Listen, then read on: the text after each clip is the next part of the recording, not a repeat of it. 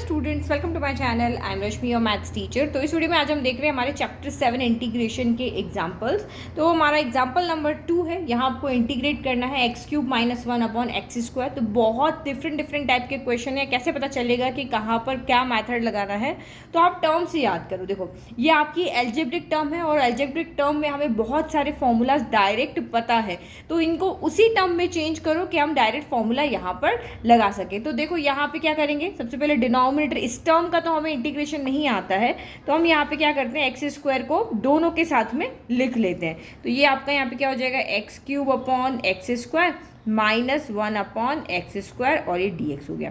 तो 2 से ये 3 - 2 हो जाएगा। तो ये आपका यहाँ पर क्या बच गया, ओनली x बच गया। और ये x² को आप ऊपर लेके चले जाओ तो ये x की पावर -2 होगी। डायरेक्ट आता तो कोई बात नहीं, नहीं तो इस तरह से करो। अब हमारे पास फॉर्मूला है dy/dx ऑफ x की पावर n का, तो n+1 अपॉन n+1 हो जाता है। तो यहाँ पे आपका क्या हो जाएगा, x की पावर 1 है यहाँ पे, तो 1+1 अपॉन 1+1 यानी x²/2 हो गया। और -2 + 1, तो -2 + 1 -1 होता है। सेम नीचे भी होगा -2 + 1, तो ये आपका -1 हो गया। इस तरह से हो जाएगा ना, x की पावर -2 + 1 ये, और ये -2 + 1, n+1 अपॉन n+1 होता है। और ये आपका +c जरूर लगाना है, ठीक है। फिर ये माइनस और ये माइनस मिलके आपके यहाँ पे क्या हो जाएंगे, प्लस हो जाएंगे। तो ये हो गया x²/2, ये हो गया प्लस, और ये x की पावर -1 है, तो इसको हम 1 अपॉन x लिख सकते हैं। तो ये आपका यहाँ पर हो गया इंटीग्रेशन +c हो गया। नाउ इसका सेकंड पार्ट देखो।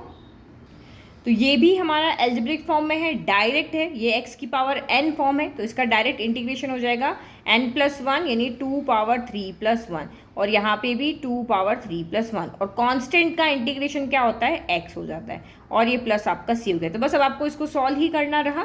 तो 2/3 + 1 कितना होगा, एलसीएम लोगे तो 3, तो ये 3 ऊपर 3 + 2 यानी 5/3 हो गया। यानी x की पावर यहाँ पे हो गया 5/3, और नीचे भी सेम आप ऐड करोगे तो 5/3 + x + c हो गया। तो ये उल्टा हो जाएगा क्योंकि डिनोमिनेटर में हम फ्रैक्शन को नहीं लिखते हैं। तो ये 3 कितना हो गया 5, x की पावर 5/3 प्लस आपका x प्लस आपका c हो गया। बस आगे आपको सॉल्व नहीं करना। नाउ थर्ड पार्ट देखते हैं। तो यहाँ हमें इंटीग्रेट करना है x की पावर 3/2 + 2e⁻x - 1 अपॉन x। तो अलग अलग आपके फंक्शन है, एक्सपोनेंशियल है, ये एल्जेब्रिक है। तो x की पावर 3/2 का क्या हो जाएगा, 3/2 + 1, और नीचे भी 3/2 + 1। एक्सपोनेंशियल फंक्शन के साथ में कांस्टेंट है, कांस्टेंट टर्म आगे हो जाएगी, और e⁻x का इंटीग्रेशन e⁻x ही होता है। फिर minus as it is integration of 1 upon x, तो 1 अपॉन x का इंटीग्रेशन होता है log ऑफ मॉड्यूलस x, और ये आपका c होगा। तो ये सॉल्व है, ये सॉल्व है, सिर्फ ये सॉल्व करना रहा।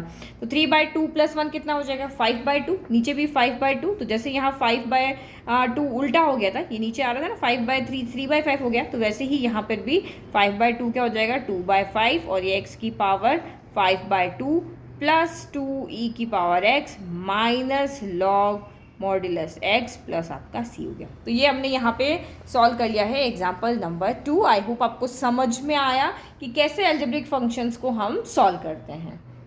वीडियो पसंद आया तो लाइक करें और चैनल को सब्सक्राइब करें।